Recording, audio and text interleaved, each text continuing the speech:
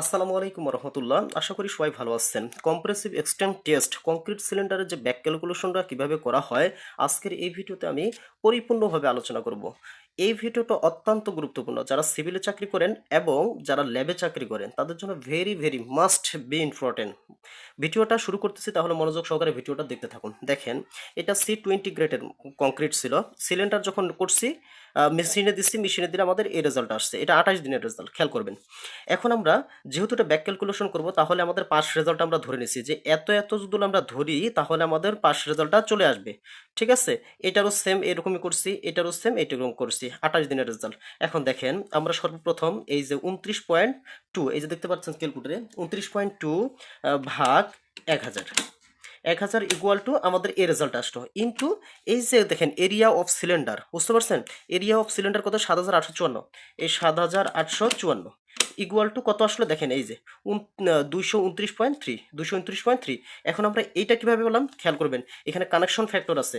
এখন এইখানে যদি আমরা ব্যাক ক্যালকুলেশন করি, যদি ব্যাগে আসি তাহলে অবশ্যই এইখানে যদি মানে ভাগ থাকে তাহলে গুণ করতে হবে, আর গুণ থাকলে ভাগ করতে হবে। এখানে যদি যোগ থাকে তাহলে বিয়োগ করতে হবে, বিয়োগ থাকলে যোগ করতে হবে। খেয়াল করবেন, যেহেতু আমাদের এখানে কি আছে, গুণ আছে, তাহলে আমরা এখানে ভাগ করব। ভাগ পয়েন্ট, এই দেখেন কানেকশন ফ্যাক্টর কত আছে, 9996 ইকুয়াল টু প্লাস আছে না আমাদের, যেহেতু ব্যাক ক্যালকুলেশন, তাহলে মাইনাস পয়েন্ট কত আছে 6445 ইকুয়াল টু কত আসলো 228.7। এই দেখেন 228.7 রেজাল্ট, ঠিক আছে। মানে আমাদের এই রেজাল্টটা ওকে, এটা পাস করছে, বুঝতে পারছেন?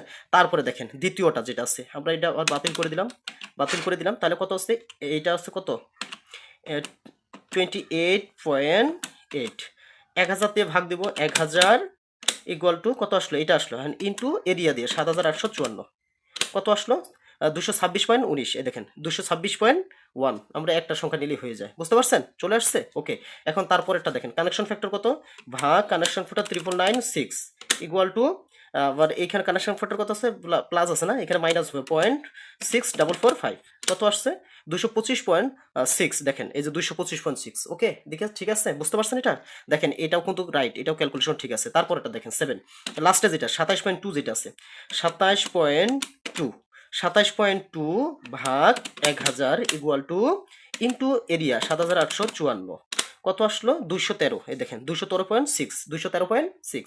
তারপর এটা কানেকশন ফ্যাক্টর দিয়ে করবো, ভাগ কানেকশন ফ্যাক্টর 9996 ইকুয়াল টু, যোগ আছে এখানে মাইনাস 0.6445 ইকুয়াল টু কত আসছে 213.0। দেখেন 213.0, মানে আমাদের ক্যালকুলেশনটা এটা ঠিক আছে। তারপর দেখেন আমরা এখন কম্প্রেসিভ স্ট্রেংথ যেটা আছে, এটা এমপিএ যেটা আছে, এটা তিনোটাই আমরা যোগ করব। দেখেন খেয়াল করবেন, যোগ করব 29.2 যোগ 28.8 যোগ তারপর কি 27 পয়েন্ট কত 2 ইকুয়াল টু কত আসলো আমাদের 85.2। এটা আমরা এখন এভারেজ করে নেব, ভাগ 3, তিনটা করে যেহেতু তিনটা সিলিন্ডার করছি, তিনটা ভাগ কত আসলো 28.4। দেখেন 28.4 আসছে আসছে। এখন আমরা সবাই জানি 1 পিএসআই সমান সমান 145, বুঝছেন? এই যে দেখেন পিএসআই করতে এটা নিয়ে আসতে বলছে, বুঝতে পারছেন? এখন যেহেতু আমরা এটা পাইলাম 28.4 পাইলাম, তাহলে ইন্টু 1 পিএসআই কত 145 ইকুয়াল টু 4118। দেখেন 4118 পিএসআই আসছে, এটা 28 দিনের, দেখতে বুঝতে পারছেন? আশা করি আমি যেভাবে ক্যালকুলেশনটা করলাম এটাই নিয়ম, এটাই রুলস, বুঝছেন? এইভাবেই আপনারা কাজটি সমাধান করতে পারবেন। আশা করি আমার কথাগুলো বুঝতে পারছেন। সবাই ভালো থাকবেন, সুস্থ থাকবেন। আসসালামু আলাইকুম রহমতুল্লাহ।